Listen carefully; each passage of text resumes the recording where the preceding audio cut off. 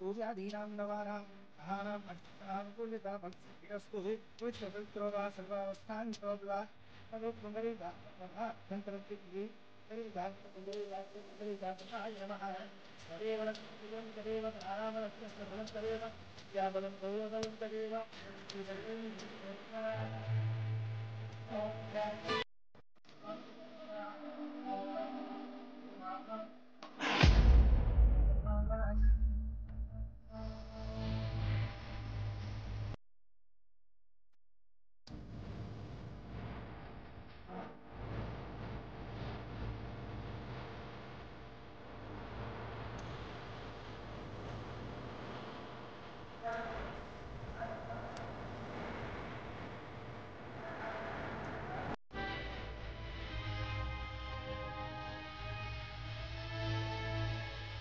అమ్మా పాపను అబ్బాయికి ఇవ్వమ్మా.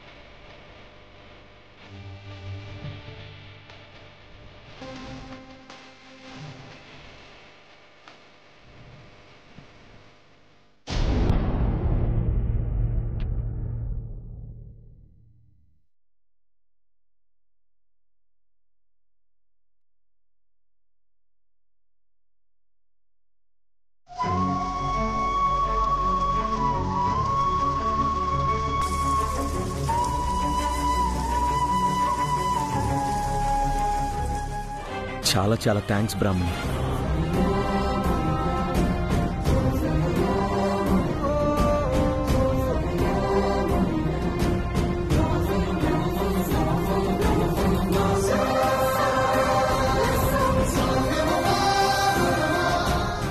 నువ్వు లేకపోయింటే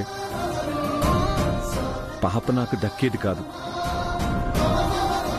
పాప కోసం నిన్ను తీసుకొస్తే ఆ పాపని నాకు దూరం కాకుండా చేసావు.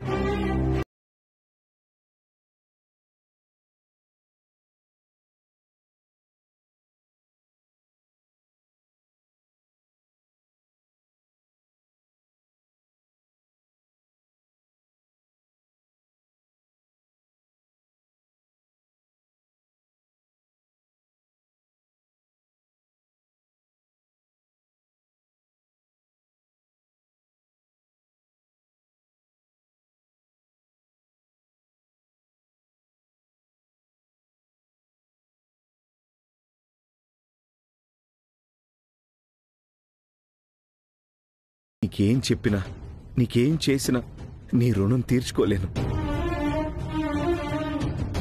మీ నుండి నేను కూడా ఏది ఆశించను. ఎవరో తెలియని ఈ పాపకి జీవితం ఇవ్వాలి అన్నా మీ నిర్ణయం దూరం అవుతున్నప్పుడు మీ కళ్ళల్లో బాధ చూశాను.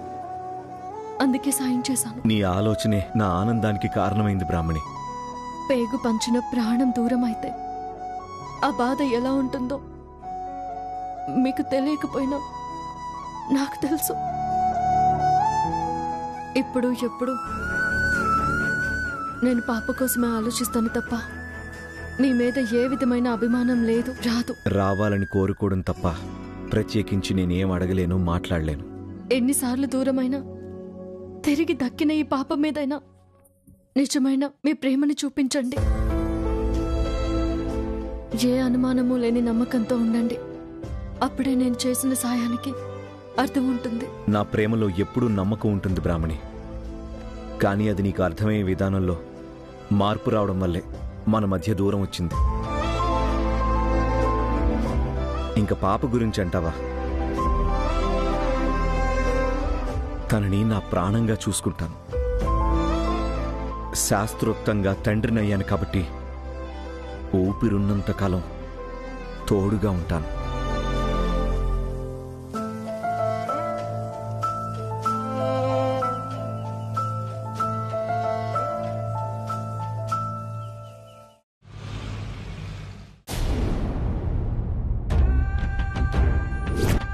బ్రాహ్మణి, ఆగో.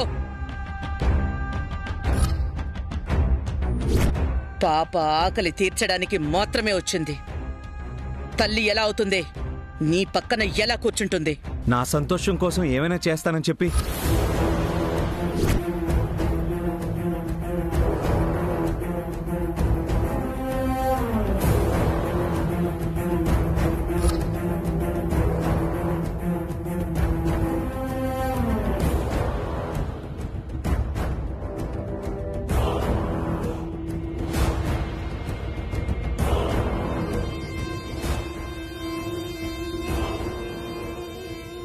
నువ్వు అనుకున్నది జరగలేదనా ఇలా మౌనంగా విచారంగా ఉన్నావు?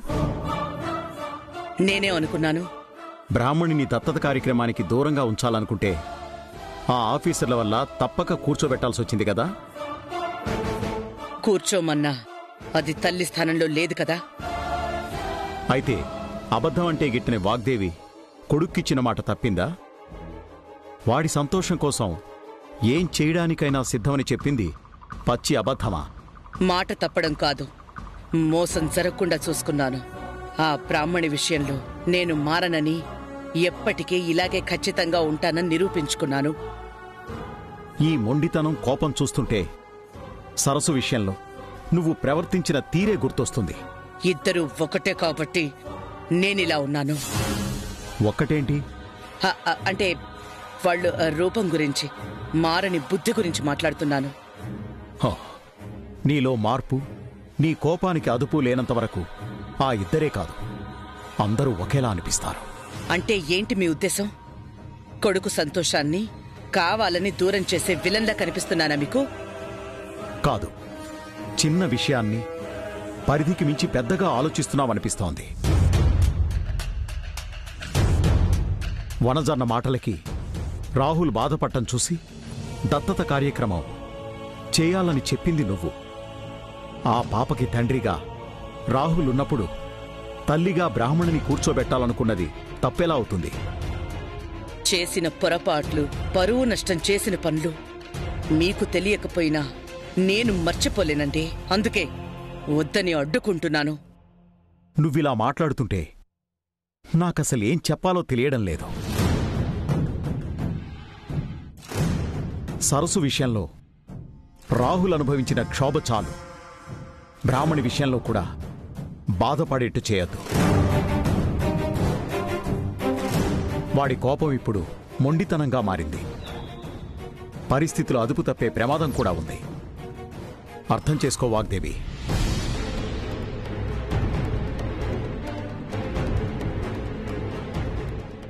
ఇంట్లో ఉన్న ఆ బ్రాహ్మణిని సరస్సు అన్న నిజం మీకు చెప్పలేకపోతున్నాను. కాబట్టే మీతో మాటలు పడాల్సొస్తోంది.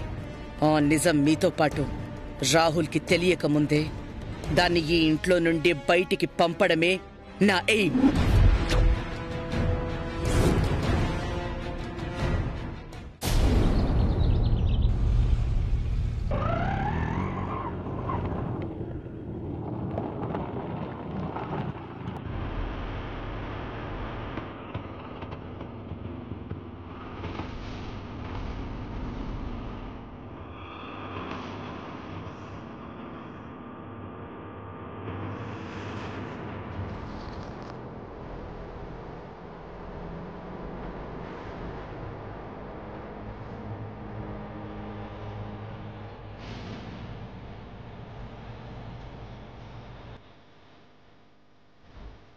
ఆంటీ, రండి ఆంటీ. గుమ్మం దగ్గరే ఆగిపోయారే. మీ అమ్మగారు మేడం కాన్ఫరెన్స్ హాల్లో ఆఫీస్ ఎంప్లాయీతో మాట్లాడుతున్నారు. నా కూతుర్ని చూడాలనిపించి వచ్చానమ్మా. 2 నిమిషాలు మాట్లాడి వెంటనే వెళ్ళిపోతాను. సరే, బ్రాహ్మణి పైనుంది, మీరు వెళ్ళండి. ఉమ్.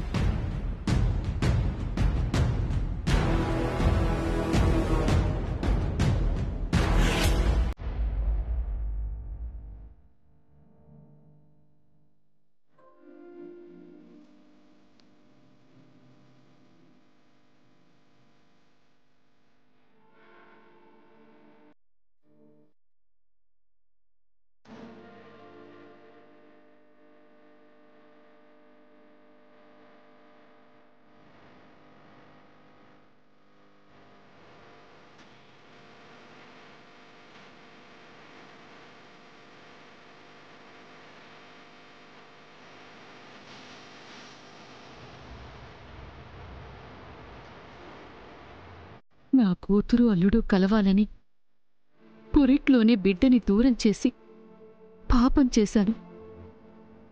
కాని ఆ దేవుడిచ్చిన నువ్వు ఎవరికి పుట్టావో తెలియదు కాని నా కూతురు అల్లుడు ఒక్కడవడానికి కారణమయ్యో.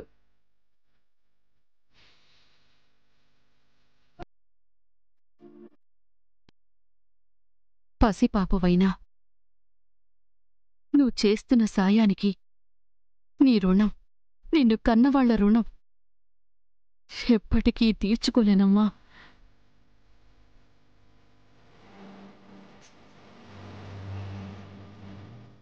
ఈ ఇంట్లో వాళ్ళంత ఖరీదు పెట్టలేకపోయినా ఈ పేదమ్మమ్మ నీకోసం ప్రేమగా ఒక బొమ్మ తెచ్చింది.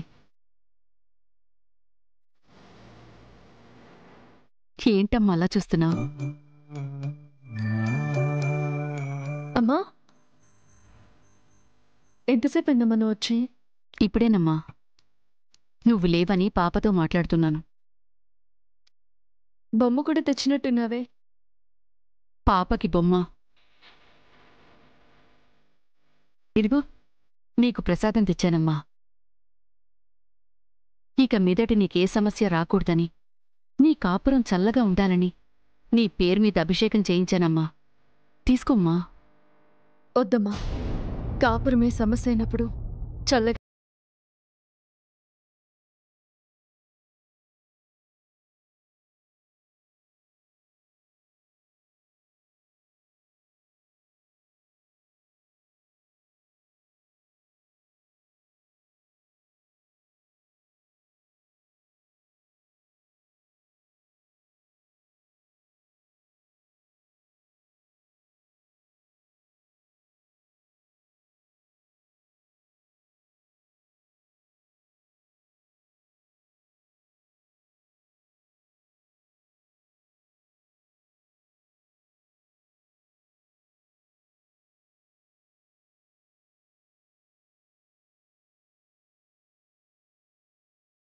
కుంటాడు.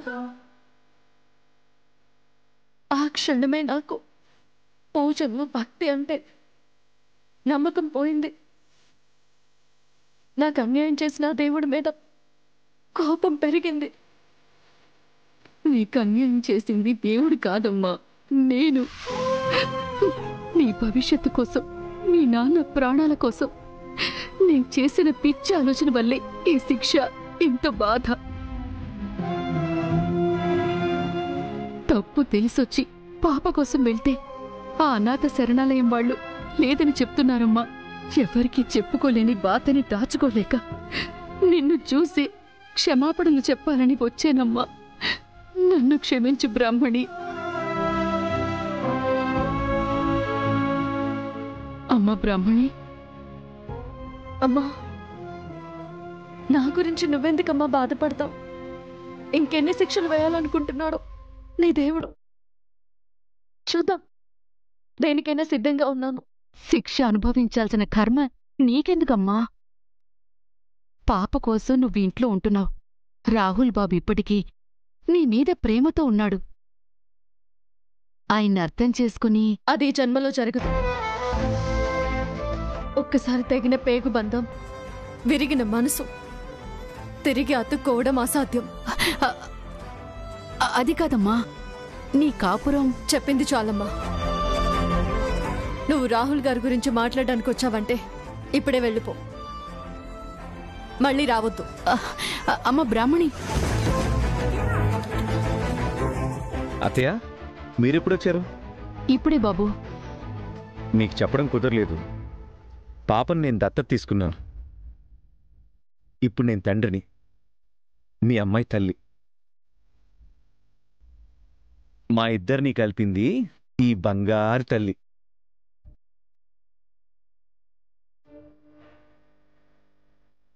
చాలా సంతోషం బాబు. ఇదే నేను కోరుకునేది. నీ కోరికలు కలలే గాని ఇంక బయలుదేరమ్మా. బ్రాహ్మణి, మీరుండండి అత్తయ్య.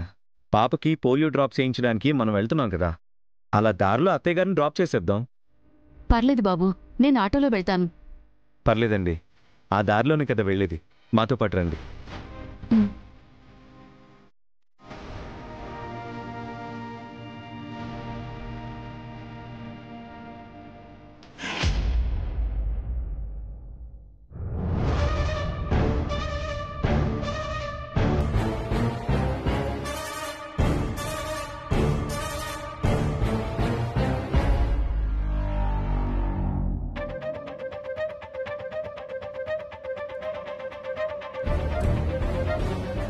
సావిత్రి,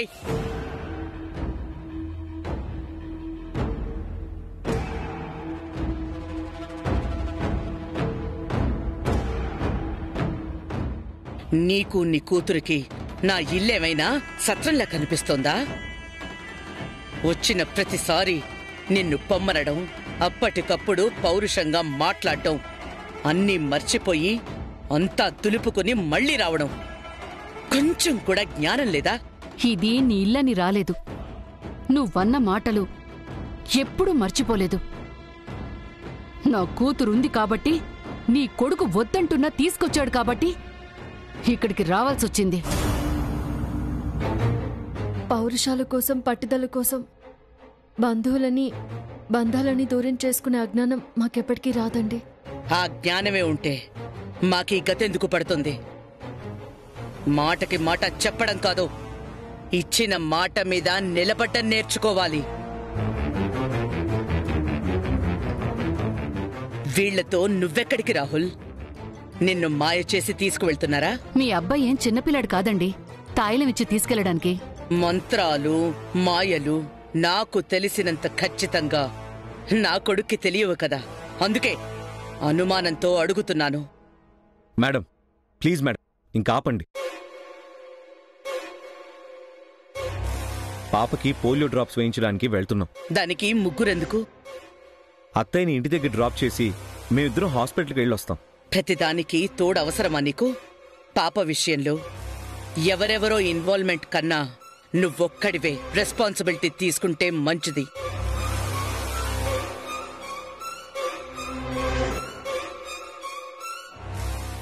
అత్తయ్య గారు, మేడం మాటలు మీరేం పట్టించుకోకండి. అలాగే పద.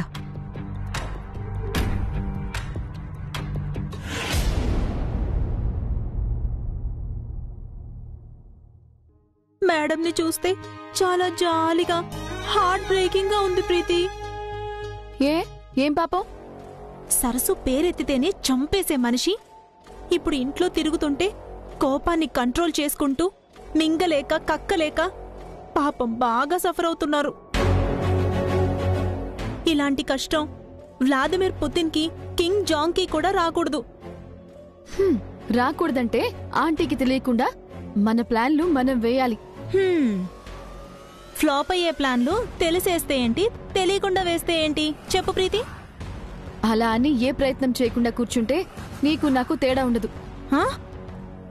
నిజమే, మనిద్దరం ఒకేలా ఉండడం నాకు కూడా నచ్చదు. ప్లాన్ ఏంటో చెప్పు. ఒక్క పాపకి వ్యాక్సిన్ వేయించడానికి ముగ్గురు వెళ్తున్నారు. వచ్చేటప్పుడు రాహుల్ మాత్రమే వస్తాడు. ఏ హాస్పిటల్లో క్రౌడ్ ఎక్కువగా ఉంటుందా? పాపని సరస్సుని లైన్లో నుంచో పెట్టేసి తను వచ్చేస్తాడా? లైన్లో ఉండాలంటే లైఫ్లో ఉండాలి కదా.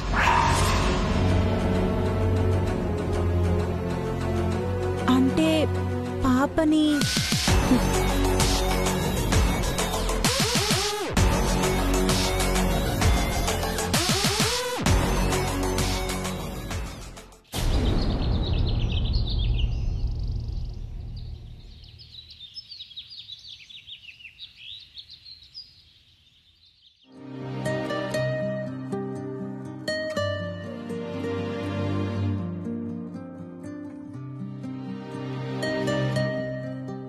రా బ్రాహ్మణి, కూర్చో.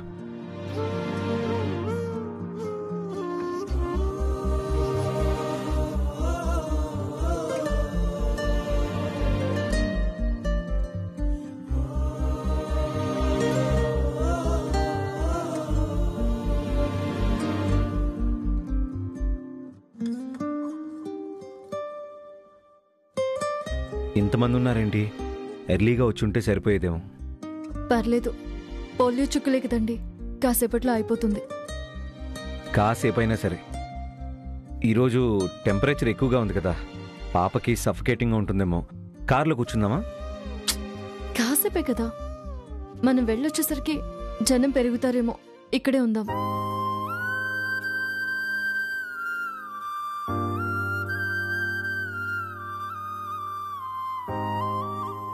బ్రాహ్మణి, ఇప్పుడే వస్తాను. హలో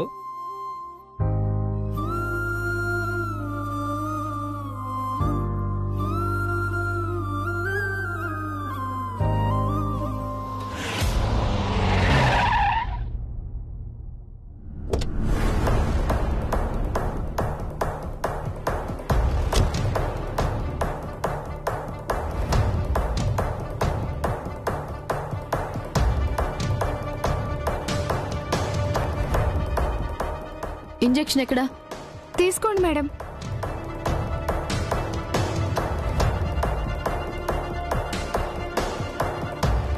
నాకొద్దు, నీ దగ్గరే ఉంచు. నా దగ్గర ఎందుకు మేడం?